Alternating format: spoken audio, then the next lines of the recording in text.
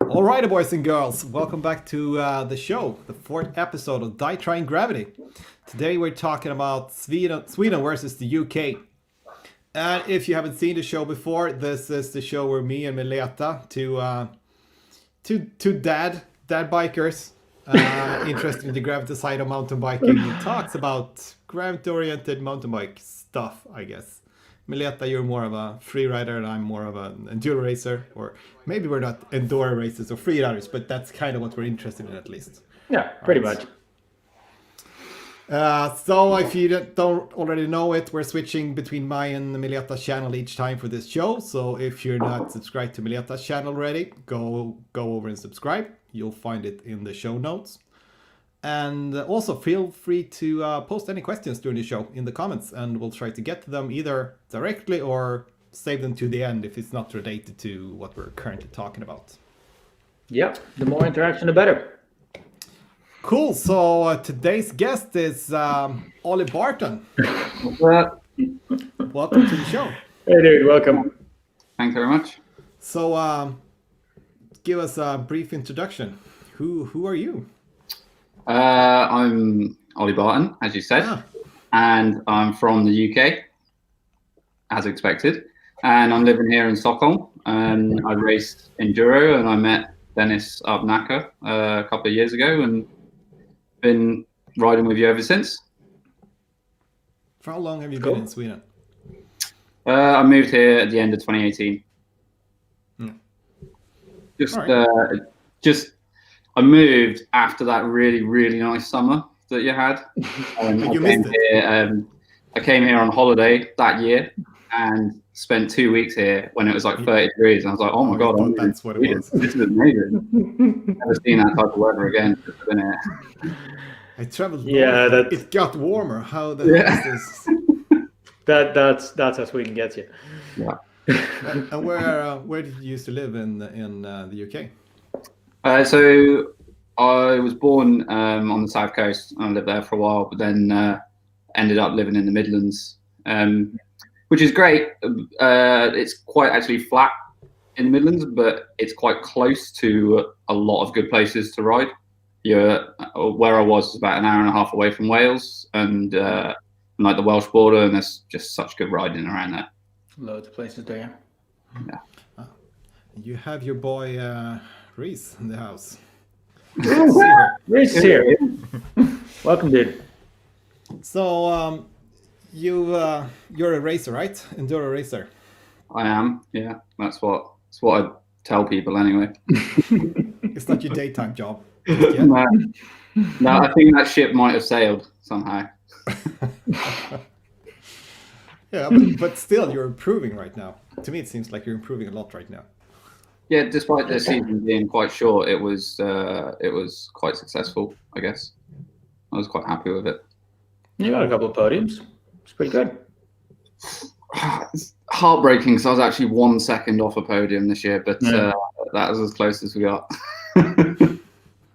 But it was fun. It was a good year. I learned a lot, and just it's that weird battle of trying to stay ready for races that you don't know if they're going to happen or not until the last minute, and trying to stay fit. You know. Yeah. Quite tough. Definitely good fun. I hear you actually getting some sponsors this year.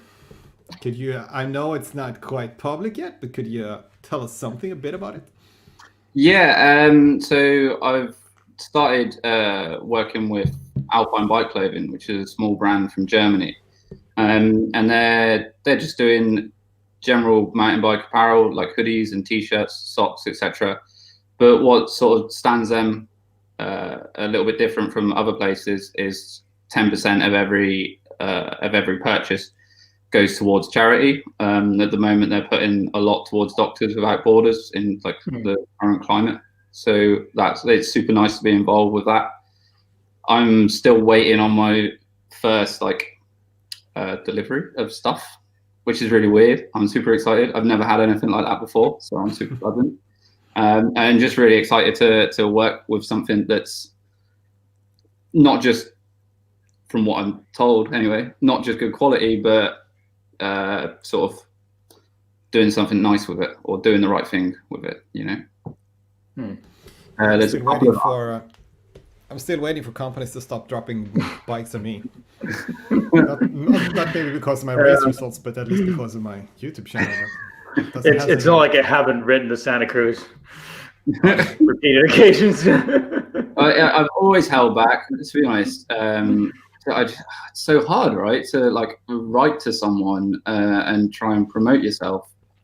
Like loads of people that I've ridden with, I'm sure will know that like I'll talk a lot of crap and hype stuff up, but when you're actually trying to do it seriously, it's really difficult. I really didn't enjoy doing it, but that was actually one of 3 different sort of sponsors that I've got on board this year. So actually just asking the question has been quite successful. I'm quite happy with that. I mean, you got to like give it a shot. And I mean, if you don't try, no opportunities are going to come. There's also a very, very good podcast with Ollie Wilkins and Paul the Punter that went online a few days ago. Exactly about this. It's mostly geared towards like how to make it big on YouTube, but like how to get sponsors for whatever you're doing. There's a lot of talk about that. It's quite useful to watch, I think. Not that any of us are ever going to apply it, maybe, but I don't know. Pretty good listen. But I also think as well, like a lot of what you see on social media, everyone thinks that you get a sponsor and then everything is free. And that's it. When realistically, sort of my level, and I assume a few levels above me, you still have to put in quite a bit yourself. It's more a case of discounts than someone just going, yeah, all right, we're going to send you a load of stuff, you know. No, but it's you providing them value for them providing you either a discount or their product. But yeah, you need to show what you can offer to them as well. It's going to change.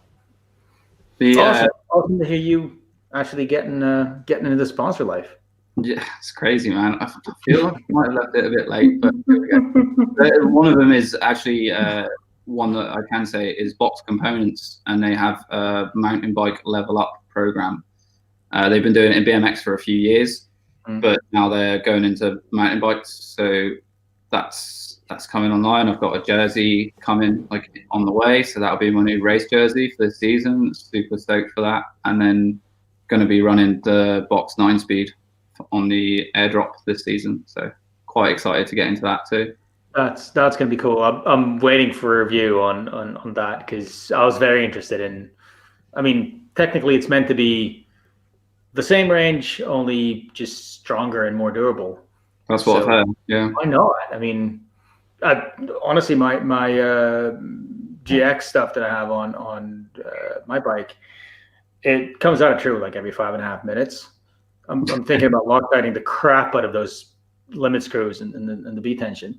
The strap stuff's like, if your B tension is a little out of true, you're messed up. It's no way it's going to shift properly. I don't really get that. I think shifters nowadays or gears makes so nowadays you just set them and forget, right? I never adjust them. They just work. You're just lucky. And I have a SRAM GX too. I mean, it's not. Well, anyways, let's move on with the show. We have these 2 intro questions we do every show. So the first one is, what was your best riding or training session since the last show? But I mean, like in the last few weeks or something. Ollie, you want to go first? The best one, I have to say, it was actually with you, Dennis, up in Alta in Naka when we rode with Reese. I thought that was super fun, riding the ravine. And that's the last video I did on my channel. That was a good day out. Although at the end, man, I was so cold. Freezing. What about you, Mileta? You've been out riding that carriage? Yeah. So, given the fact that my wife works and she can't watch the kid 24/7 while I ride bikes, I get to make my own training. And lately, I haven't really been hitting the exercise bike. So, two-led carriage on the Nomad. I'm pretty sure Santa Cruz did not design the Nomad with that in mind, but it's a great peddler. So Yeah, just gunned it from Bromma to Jakobsberg to Bruketsbacke. Went up, went down. It was fun. Gunned it back. It was snow. I mean, it's like pedaling a 170 mil bike, whatever bike it is. It's hard in snow, but then pulling like a 12 kilo kid and a 15 kilo trailer is, yeah. I was dead tired after that. Yeah, I was about to say that I didn't really have a good session the last times, but then you reminded me only of our session. Yeah, that was the best session the last couple of weeks. It was a good session. What I really liked about it was so cold and so wet that the brakes never warmed up, so you could really tell when you were touching the brakes. So you could really like work on it, you know. And then if someone tries to sort of bullshit you a bit, and it's like, no, I definitely didn't touch the brakes here. You're like, dude, I heard it. All right, cool. So have you guys seen any nice videos, YouTube videos the last couple of weeks? I feel like everyone's got to say the same video, right? It's got to be the Matt Jones one. Oh, it's phenomenal. That series is just crazy. The one that dropped like today or yesterday? Yeah, I think the whole thing's come out on Red Bull, but the first episode come out on YouTube. Yeah. I've only actually seen the first episode so far, but I've seen the clip of was it the grainer he did? Yeah, the running back clip with the bike. It's ridiculous. What really got me right was when he was training in the swimming pool for it. He just went straight up to the top board, and like I'd be worried. Like obviously he started on the lower ones, but by the time he got to the top board, the first thing he did was run off it and try a backflip with this bike off the top. First you'd be like, it's quite a long way down. I'm just going to jump off it first. Well, I guess there are two variables here that you may not be thinking of. One, it may not have been the first one or try, right? Yeah, they might just have been look at like that. And two, he's on camera for the whole world. Yeah. So you don't really want to go all chicken, right? And he's been doing it since he was like 5, and he's a professional mountain biker. He's got like the muscle memory down for a flip. So what's really the difference in doing it off a 5-meter jumping board? I really like that it was the two brothers as well, and Jono. As soon as he asked me, he's like, "Do you want to go?" It's like, "No, I'm all right watching." Most people would be exactly like that. So what about you, Mileta? Do you have the same video or? Well, I did think that video or that series, I watched it on Red Bull, is awesome, and it kind of details the progression of trying to learn tricks, which is fun for me because I'm thinking about 360ing now, and I'm gonna go and try it in Gävle soon. But no, I ordered a new frame, actually, not a new bike. I ordered the Meta Commercial Meta HD, their hardtail enduro bike. And in the process of ordering that, I watched the release video for the 2021 version, and god damn, is it fun. I mean, it starts off with an endo pivot and a dude doing like rolling backwards down some stairs, which then goes into the same dude jumping on a railing and then like rock walk dropping 2 meters off of a railing, which is just like the intensity, the tricks right out of the bat is just ridiculous. And then so the track that I laid over it is just one of these like happy-go-lucky kind of poppy feeling tracks, and he's just jumping from rock to rock over streams and stuff, and it really shows how much you can do on any bike. I mean, it's a hardtail. People think the hardtails are so limited. They're not. They're really not. I mean, they're fun bike just like any other bike.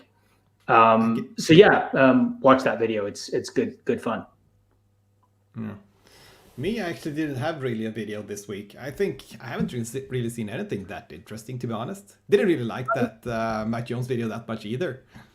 But all I can say is I'm so over Seth making videos of RC cars. They're fun. Come on. Sure, but yeah. All right. I went out with mine the other day, and it was like drifting in snow. It's awesome fun. I'm not saying RC cars are not fun, but on Seth's bike channel, I'm not so sure about that. I mean, yeah, it was cool. One video, 2 videos, but anyways, let's move on to the main topic: Sweden versus UK today. So, I mean, Ollie, you're our main guy. You know everything about this topic, right? That's why we have you on the show. But I mean, to begin with, where in UK and where in Sweden have you ridden? How much have you seen the countries? Okay, so my home trails in the UK would have been Cannock Chase, and you have Cannock Chase, which is like a really big trail centre, and then just off to the side of it, you've got Style Cop, which is a small downhill venue, and they have like small downhill races there every year. They have I think they have maybe 3 series every year. Every year there's not a pandemic anyway.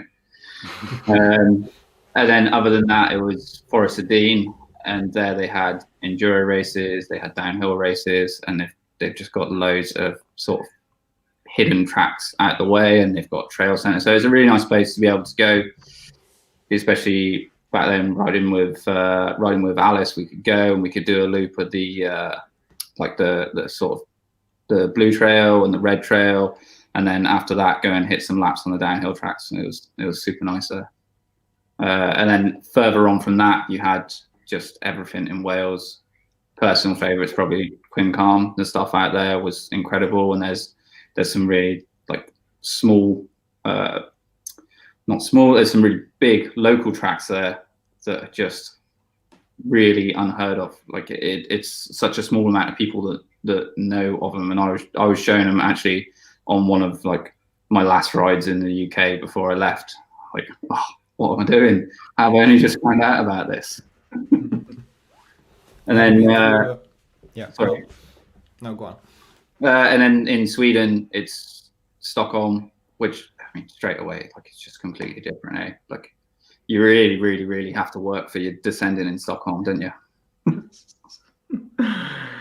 There's a reason why Sweden has produced pretty decent cross-country riders. Sure. And it's mostly because what we're riding is it's flat, but it's not cross country. You need to have some goddamn skills to ride half a Nacka. I mean, it's pretty gnarly in places. And outside of Stockholm, anyway, I've ridden the full ESS series in 2019, so that took in a lot of places. I think we went to Gothenburg, which is the same as Stockholm, really. We did Fallon, we did Stolversborg, which was an XC race. Oh my! Where else did we go? Gesunda, which is that's probably my favorite place to ride in Sweden. I think that's so good. I went to Aura in 2018, but I've not raced there yet. Fingers crossed that comes off this year. But have you ridden the downhill track over there?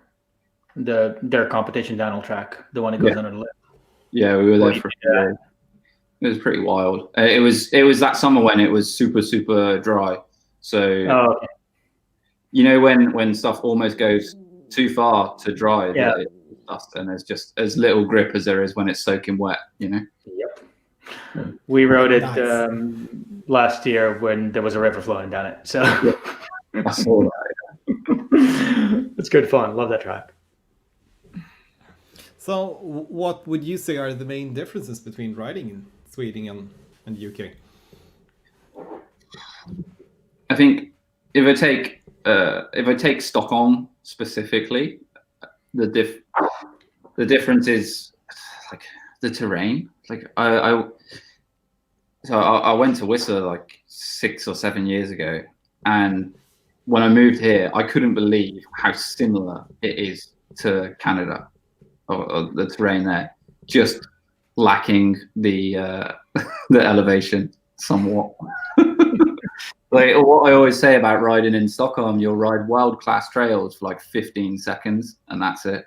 You have these amazing bits, but they're so short, and then it's not. It sounds so sad. Yeah. But in the UK, so you'd often have a longer trail, and I think we're pretty good at making use of small hills, but we'd often do it where there's a nice gravel road climb. But to like local Swedes, it'd be like Haga Park style. Whereas here, I feel like the climbs are just much more brutal. I really underestimated how fit you needed to be in Sweden to get the same amount of climbing or descending in a day. They're short and punchy. But you make an interesting point there, how well you use both elevation and like locations. I had a look at a satellite map of like a satellite imagery map of the south of the UK. If you compare it to how much like woodland there is in Sweden, that's pretty much just barren. There are barely any forests over there. And I mean, if you just type in bike park into Google Maps, it's like every little like blotch of forest has their own little bike. I mean, it's incredible use of land.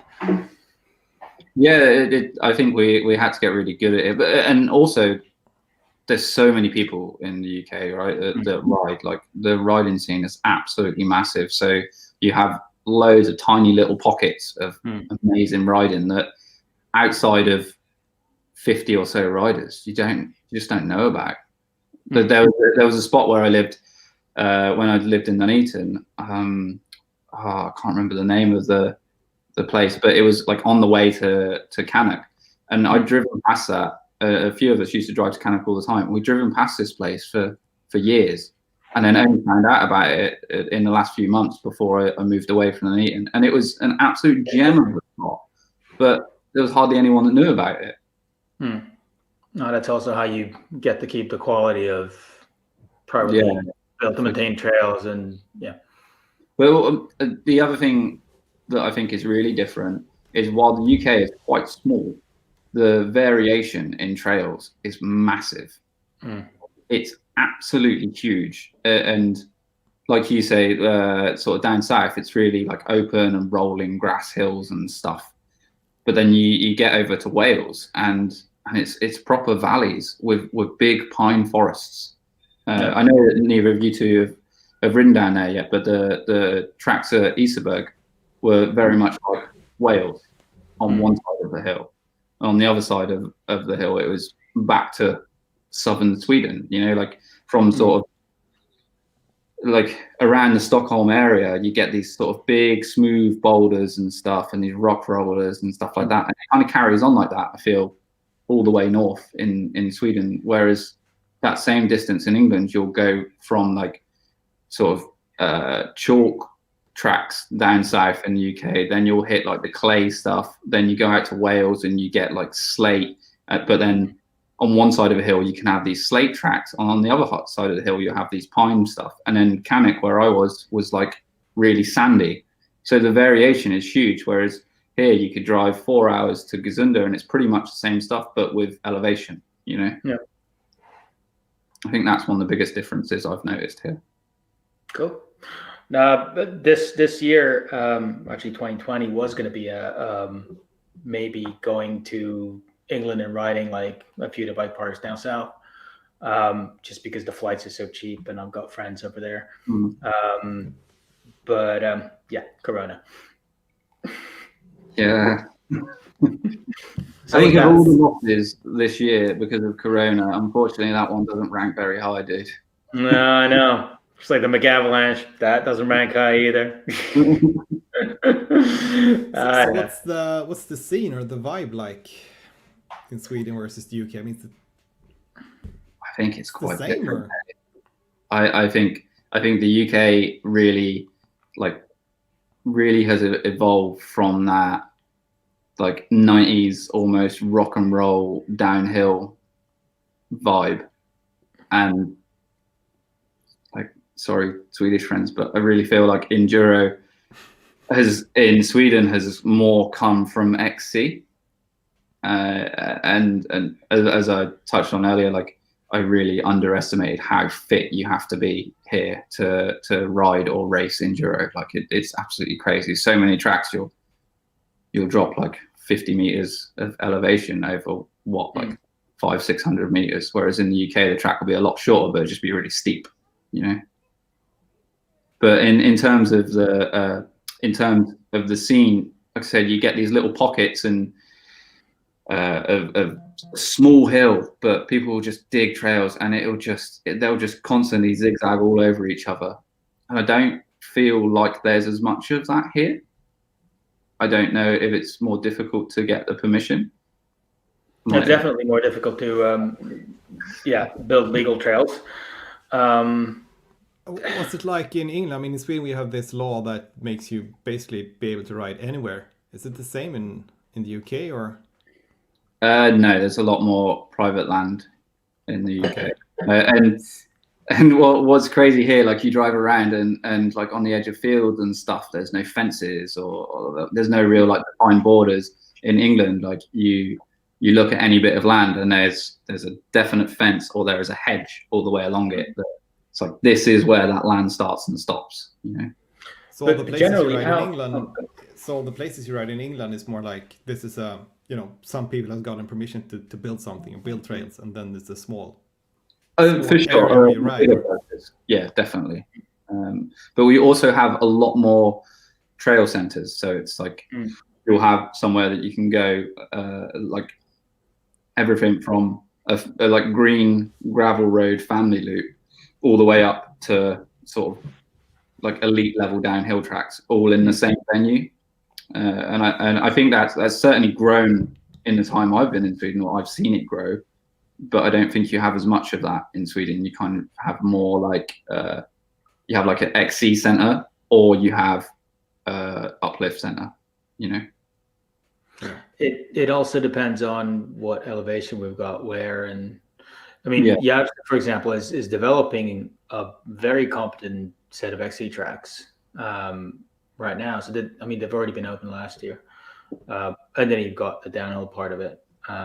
So I mean, there are a few places that are kind of going towards that model, which I think is a really good thing, because you draw in the whole breadth of people. And I mean, there's just so many people that might get interested in another discipline and might leave their money there, which is just good for the trails, I suppose. I think aside from these sort of trail centers and stuff, you have a lot more groups in the UK that just aren't interested in racing or anything. They're not anything. They're not interested in racing. They're just interested in having a good time on their bikes and making cool ass trails. And you know, the stuff that you've got the groups like everyone's heard of, like the 50 to 1 guys. And I know I speak to some people and they're like, is it like that everywhere in England? You're like, no, it's not like that everywhere, but there's certainly that sort of underground vibe. Whereas I feel like here in Sweden, there's a lot more of like the sort of wannabe professional vibe. I'm shocked, like every race I turn up to here, like everyone's in like full brand new kit and a brand new bike every season.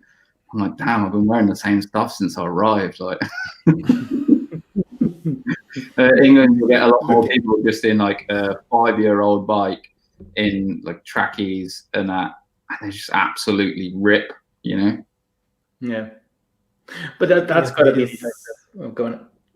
Looking at videos from the UK, it seems like it's a lot more playful. I mean, it seems to be very much about just hitting a loamy corner over and over again. Yeah, there's so much to gain from it, though, right? Like when you're in that like small group and you're having a laugh, like one of the spots we rode in Cannock, there was a bit off to the side of one of the trails. It was literally like you push up for about 30 seconds and you hit about 4 corners, and they've been there for ages, and it's just a lone corner that just keeps getting deeper and deeper. And you're just like, right, who can hit this first corner hard enough to like G out and bounce into the next corner? And you're just there and you hit it and you get it wrong, you high side off, you fall into the fern bushes, everyone's just having a laugh, and you get up and you try it again. You know, and I haven't done that so much in Sweden. It definitely happens. Like with the boys I ride with down south, we get pretty loose down there, but I don't see as much of it here, you know. We've got too much rocky terrain for that. You can't roll around. Yeah, I remember you coming to Sweden, or when we got to know each other. I guess you were pretty new in Sweden then. You were always amazed in your Instagram post about all the rocks, the trails in Sweden. Yeah. I mean, like, touch wood, I haven't got too familiar with any rocks just yet. Had some close calls, mine. Oh no, saying that, Yavsa got me, didn't it, in 2019, and I broke a couple of ribs on a rock there. So yeah, actually, I can testify they are quite hard. Knock on wood, I haven't broken anything there yet. That day is coming. I love the track, so. So what's the racing scene like in the UK? It seems to be a lot of more races. That is something that, like, it's worlds apart. It really, really is. So one race series that I did a bit was the Southern Enduro series. So it's like London and further down. And it actually got so big that they had to split it and have a Southern Enduro series and then a Southwest Enduro series as well.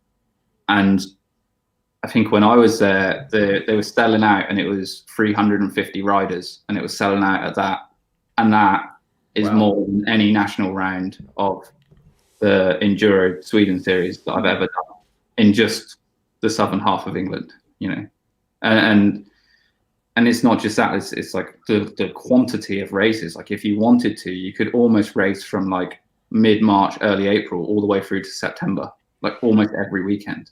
And it's just, you got like the national series, you got 2 major Enduro series in Wales. Like I say, you've got the 2 southern ones, and there's also another one that's Pedal Hounds that used to be a downhill series a few years ago, and then they rebranded. And then you've got the PMBAs in the north. You've got the Scottish Enduro series. And then you've got the huge events like the Hard Rock Enduro, where you get like, it's like 3,000-4,000 people they get there, you know, over a whole weekend, and it's like a festival and stuff. And you have like the Order Bike Festival here, which is obviously huge. But I think that's quite different. You have like the national, a couple of hundred people. It's not in the thousands. I guess the problem is just so far off from anyone living there, right? It's just in the middle of nowhere. To touch on both this and what we talked about earlier, the fun aspect of things. I mean, I guess you guys get way more exposure for like all the different niches of mountain biking because there's just so many more people doing it. I mean, how much video material can you produce for YouTube out of the, you know, few hundred people to show up at a like elite level race in Sweden? And those are the people who are actually very passionate about it. And then there's the people who occasionally ride on a weekend, and you know, they're not really interested in showing what they're doing. Maybe they're just out there for some fresh air. I mean, there's just not. I mean, you guys have a much older mountain biking culture, basically, than a lot of other countries, which is why I've also produced, you know, top level racers and not jobs. Countless world champs. Yeah. But hey, man, Sweden's doing all right. You guys must be absolutely stoked on the Ibis lineup for this season, right? Yeah, that'll be fun to see. Oh yeah, that's going to be insane. Those 2 are, like, they're so consistent, man. Like, that's going to be crazy. Like, they've got to be going for the team overall, right? Oh, they were pretty close a couple of years ago as well. I think that they got 3rd or something. I mean, it's hard to beat Sam Hill and that crew, but actually it's hard to beat Sam Hill. just him. That's. But no, I mean, Sweden has produced some incredible top level racers and cyclists overall. But it's interesting because there's just so few people. There's one high school that focuses on mountain biking or cycling in general. Is that the one in Falun? Yeah, that's the one in Falun. And Sweden's produced some pretty badass people for the population, which is incredible. I mean, just talking to random people at bike shops and like random people at bike parks, you see how much the sport has grown over the last couple of years. I mean, we're basically experiencing a boom now. Yeah. Awesome, but we're still very much behind a lot of other countries. Well, like, what is probably the second biggest series, I guess, like the Capital Enduro series here in Stockholm. Like the one or the one race that I missed last year, sorry, you had like 2 former World Cup downhill riders. You had like the Swedish national champion there. It's a small series, but the level was just unbelievable. The level's pretty high. I mean, it's like every time you go to Gävle, you get to stand on the start, like the same rolling ramp as, the top 5 riders in the world. Yeah. Mostly from Sweden, which is ridiculous. I mean, you get such an imposter syndrome that you're doing your one trick and they're discussing like their 5 trick combos of like, okay, I do not belong here. What am I doing here? Yeah, the one time I went there, I tried like to 360 into the foam pit like 4 or 5 times, and after like pulling myself out of there the 5th time, and then seeing like some kids that can't have even been 10 like doing it, and I was like, yeah, no, I'm gonna go get a hot chocolate, man. But it's also like this, the vibe with the pros is, I think, unheard of in other sports. Because I mean, how often do you get tips from freaking Max Fredriksson? Yeah. I mean, how often does Alex Solanko give you a tip on how you meant to spin your bike? I mean, that stuff happens every time you go to the dome. Yeah. And I noticed it when I was at Vallorton for the last time we raced there. I get so I can't remember. I just keep thinking stuff that happened in 2019 last year. Yeah. But, I ended up parking next to the Warner Brothers van and got there at the end of the day, and they were just talking me through a couple of tracks, and like they didn't need to. There was no reason for them to do that, but they were quite happy to take 10-15 minutes and just go over some stuff with you. And you're like, yeah, this is cool. I couldn't imagine being down in the park and Cristiano Ronaldo is going to be like, no, mate, that's not how you hit a free kick. This is how you do it. Yeah. Maybe not friendly anyway. No, that's also the bonus you get for having a very small scene that kind of everybody knows everybody. And, if you're just friendly enough, people are going to be friendly back. I'm assuming that like you walk up to G Atherton, maybe he won't be as open. I think you picked a very specific guy there. Yeah. I mean, like your top level racers are freaking top level, and they're very focused. But yeah, I mean, is that not to say that they're douchebags? No, they're not. No, they're not douchebags. Sweden versus that's not needed, is it? No, I'm just kidding. I'm pretty sure if you went up to Scotland, you could get like and you're in Eleven and like Reece Wilson and Barnes and that were up there, and they were just sessioning in a corner. They'd be quite happy to let you drop on with that. And I remember actually when I was in Sheffield one time, and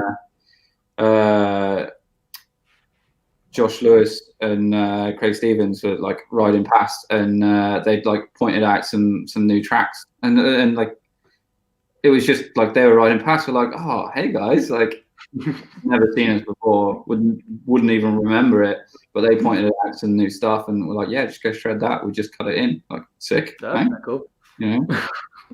But sorry, we digress. We were talking about racing. So what's the difference between a UK and a Sweden rider?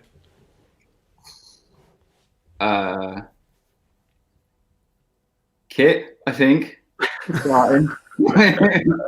We like, did better. I get a bit intimidated sometimes, if I'm honest, going to the national rounds and the guys are there and like everyone is in like this year, guarantee I'll get there and people will be in 2021 pop gear head to toe. I'll be like, okay, cool. I'm wearing my Enduro jacket that I got on sale in 2018 because it was the 2017 model. Like, and the other one I think is fitness. I think like, but it depends like what riding you're exposed to. Like we spoke about, like if you hit some like loamy tracks, I'd say that the Brits are probably going to slay on that sort of stuff, you know. But if you get to like the more rocky stuff, depending, like this is the thing, like depending where you are. If you're from Scotland and you came to ride in Sweden, it'd be like, yeah, sound, this is absolutely fine, like no problem at all. But if you're from the south of England, like I was, riding like chalk trails and sand and loam, and then you come here and ride, you're like, what is this? Like it's either rock or like rock with like a thick layer of roots on it, or on top of that you've just got moss, and like they're your three options. That's it. That's all you nowhere to break, basically. Yeah. But I guess it's the same thing if you come from the UK and you're comparing like Scottish riders with, or Welsh riders with people who are riding sand. I mean, it's just. But I think it's one of them. You take the best riders out of either place and put them in the other, they're still going to rip. You know. Yeah. So I don't know. Like I don't know what there is real difference. I think anyone that does this sport is of the same sort of mentality. You know, like Dennis, you met Reese. He was out here for a couple of weeks over Christmas, and we went riding with the boys down south, and it was sound like he just dropped straight, and he'd never ridden anything here before, and immediately he was just up to speed. You know. Good riders are good everywhere, basically. Yeah. So people watching, if you have any questions about this topic or all in general, or me and Mileta, or whatever questions you might have, shoot them in the comments, as I think we're kind of nearing the end of the Sweden versus UK section. So fire away. But Ollie, to kind of summarize, what would you say are the pros and cons with each country? Ooh. In general or riding? No, riding wise. Yeah, let's focus on the riding. Yeah. So the second-hand bike market in the UK is amazing because there is so many people with bikes.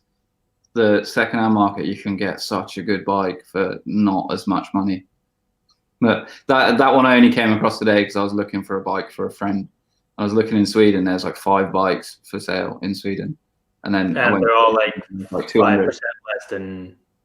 Like, yeah, and they're like 5 years old, and they're being sold for like 95% of the original price. I know. What's like your guys' like sort of preconceptions or like stereotypes of it? What do you think? Well, to me, British riders. Yeah, the stereotype for me would be some guys hitting a loamy or muddy corner over and over. That's the stereotype. Yeah. That you basically have 2 types of riders, either your Josh Brycelands or your G Athertons. That would be my preconception. Yeah, I'd say you're not a million miles away. But like it's the same here, right? Like you really do have that, like, and I think that's just one of those things that sort of translates across all languages or places.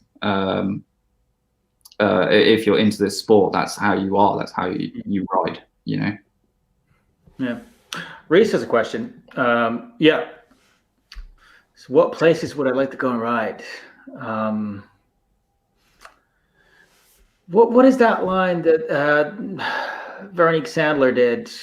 The Vision line at Revolution. Yeah. First of all, Revolution Bike Park, and then that line. It just seems like the most baller line to hit. Right? It's built so well that you can like session things as well, because you've got a road running right through it, and you like every corner you're basically jumping off like one side of the road, landing on the other, and it's like you're going back and forth. And if you miss something, if you don't speed for something, you just brake, get off, pedal up the road, hit it again. It just seems like the perfect spot to session huge jumps. Yeah, it's criminal, and I hate to kind of admit it, but I never actually went to Revolution before I left the UK. That's never got over there, because there's so many places to ride. Like did like Black Mountains and Bike Park Wales and 417 and in Alifa and all sorts of places. But for some reason, never got around to Revolution. And I keep getting sent clips of mates that are riding there. I'm like, oh, man, how did that not happen? For me, I think it would be Scotland. Whereabouts? You think in like Fort William, Wales? Like wherever. To be honest, I don't really keep track of the British bike parks that much, or I don't know all of them. But Scotland, I think, seems most interesting to me. Getting out into more like wild nature or mountains and rough stuff. But I do want to hit it on a week where there's 25 degrees in sun, which I guess isn't that often. But because the weather is not for me. But you're from Sweden, mate. Yeah, but the weather here is not for me either. I mean, it's not for anyone really, right? I see you moving to Mallorca in your future. The parents are good riding there. Alice asks, as soon as the snow and ice melts, where will you guys ride first? For me, it's kind of always Hellas. Hard. The Hellas area in Stockholm. Yeah. But I ride there every week, I guess so. What about you guys? Well, I'm assuming it's going to melt hoping it's going to melt before the end of March. And we've actually taken our van off the road for a couple of months to do some upgrades for this year. And so that means I'm tied to Lidingö. So I'm just going to be riding the ski hill, I guess. And then the other trails that are on the hill that have definitely always been there. Eternal joke. What about you, Mileta? Where will you ride? I'm very much looking forward to trying Isabel and Sunda, but I guess I'll do my kind of and this is in May if Corona allows. I mean, I guess I'll do my regular, just go to Järvsö for the opening. But until then, there's going to be a lot of riding like locally, I suppose. I mean, the dirt jumps in Lidingö, they're probably going to be rideable very early. So I'm going to try and hit that. There's our little track that we're building here in Hässelby. That needs a bit of polishing. We need to remove this horrible rock that's pointy and just about pedal height. And you need to be about 10 centimeters left of it if you're going to hit the hip that we built. And you're hitting that hip at like 45 kilometers an hour. So, oh man, you don't need to move the rock. You just need to get over the rock. You got this, bro. It's kind of exactly where you land to set up for the hip. So we need to basically cut it or something. We tried digging it out. It's too huge. Who planned that line? Seems to be something going on with the guy planning it. Yeah, okay. Makes sense. Hey, dude, I don't know what I'm doing. I just want left hips with no landing. We're gonna put a landing there at some point as well. It's gonna be an awesome track. But yeah, a little bit of fixes to that as well. All right, so moving on to the outro. What's happening on your guys' channel the next 2 weeks or so? Or what's the next thing on your channel, Ollie? Ollie, you have a YouTube channel also. So if you guys want to know more about Ollie and follow him, check out his channel. We'll update the description to this episode with a link to his channel. 15 minutes after the show. Two-wheel stories, if anyone's interested.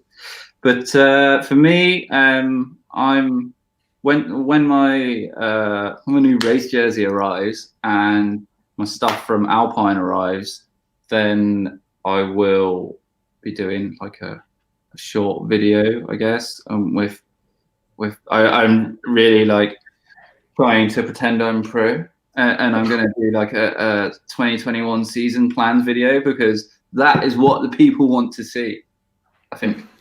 But this year, then you are gonna look pro with a new kit and everything, like all the other Swedes, or Alpine stuff. There's one thing you're missing, that S-Works bike. You definitely need that if you're gonna look like a Swedish pro. Yeah, the giveaway is going to be the fact that I'm riding on a like short wheelbase 27.5-inch bike for another season against That thing works. sea of 29ers out there. So That thing works. But yeah, I'll just be doing something like that. Be doing some riding here on Lidingö. It looks like it's going to be riding in the snow, I would imagine. It's not my favorite thing to do, but needs must. I've gone through all my like footage that I've had lying around and done stuff with it, and I can't bring myself to do a 2020 highlights video because all the 2020 highlights videos I've seen have been like absolute fire, and I don't think I'll be able to match that. So I'm just going to stay away from that one, you know. Cool. So what's going on your channel, Mileta?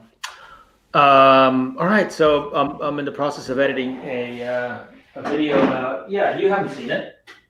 It was on the last episode, video about this little thing. My daughter really needs a Santa Cruz. So yeah. No, just a build video of how I sorted this bike out. It's a little Strider 11-inch that now has custom Santa Cruz logos on it, just to match my purple bike. She's fed up. Too much time on hands, dude. So the title I'm of on my parental leave. What can I do? Sorry, go on. The title of my next video about to be released in 2 weeks is actually failing in the race that didn't happen. What could that be about? I don't know. Could it be something about a race someone in this channel or someone in this episode arranged that kind of didn't happen? I don't know what you're talking about. But just I will of course be watching that. But just asking you guys, because Mileta, you've said that you want to do a bit more racing this year in your last video. I saw. Dennis, you did. You achieved your goal of a top 50% race again. Or getting back to that after a year out doing that. We'll take some credit for a bit of coaching. Yeah, thanks. But so do you guys have any sort of goals or like ambitions for this year's racing? And can I expect a bit more competition between the two of you? Is the free rider going to try and get one up? I was thinking you're gonna allude to what you said a couple of weeks ago. Or do this? No, I want to do as much racing as I possibly can. I mean, my time's limited. My heart's still in, trying to look fancy on a bike. But the racing is absolutely fun. And of course I need a goal. So Dennis, I think we're going to have to start some kind of YouTuber rivalry here. Yeah, that's cool. I always like a good rivalry. I'll be the moderator. You guys who actually race are going to beat the crap out of me. Well, I think I beat you with this much in the last few races. I mean, you keep talking about me like some trail god compared to you, but you're faster, dude. This is how much I might be faster than you. All I'm saying is I'm going to have to sort out one of these races like in Flotsbro down the free ride line and basically screw the time. You just have to pop some kind of trick on every jump. Like even if it's a simple 1-footer or something. That's it. I know how to turn more. That's what I got. That's what I had a couple of years ago. But honestly, I need somebody to push me to actually learn how to corner. That I think I'm notoriously bad in turning right, for example. I'm okay going left, but not an ambi turner. What's going on? Chicken Zoolander. I don't know. That's what we were going to do this weekend, actually, wasn't it? Before the snow came back, we were going to hook up and smash some corners here. But as soon as the snow goes, we'll get you both over and get some rivalry started. I'll get the stopwatch out on some short sections. Oh, the downhill track that we rode in leading up. I think that's awesome for corner practice. Oh yeah. I think you beat me on that one actually, Mileta. I did. Yeah, I think so. I did not perform on that track as you. It's the bike. Yeah. I had nothing to do with it. That's true. No, but you rode the 29er there, right? Yeah. Yeah, it's the bike. Oh, Tight corners. I ride 27 and a half. Yeah, I rode 27 and a half. I organized the race. I've ridden that track more than anyone. I found that track a year and a half ago and took it back from like absolute obscurity to being able to be rideable again. And I did not finish well. It's nothing to do with the bike, mate. To be fair, though, most of us other got to ride it in the dry, or well, it wasn't dry. It was far from dry, but it wasn't raining at least. When you got there, it was pouring down, right? So That was awful. My excuse is my head was elsewhere at the time. yeah. Like, are you gonna be put in jail or not? Yeah, I'm going to be put in jail for not. Let's not go there. Yeah, let's skip that. Oy, oy, oy. All right, cool. All right, cool. I guess that's kind of it. So the next show will be on Mileta's channel. So if you're not subscribed to his channel yet, make sure you are. The link is in the description. Mileta, do you have any idea yet of what will be going on in the next episode? Nothing decided in the pipeline, but I'm gonna have to stick to my my freerider theme. We'll see what I come up with. Ready. Yeah. All right. Cool. So Ollie, thanks for you joining us and all you people. Pleasure. Thank you very much watching and commenting. Huge thanks. Yeah. And thanks everyone for watching. I was on my way home and I got a bit wild texting people like, I'm on this live show today. Tune in. So, it's huge. Yeah, it's massive. All right, cool. See you guys in like 2 weeks on Mileta's channel. Yep. Peace. All right. Catch you guys later. Bye-bye.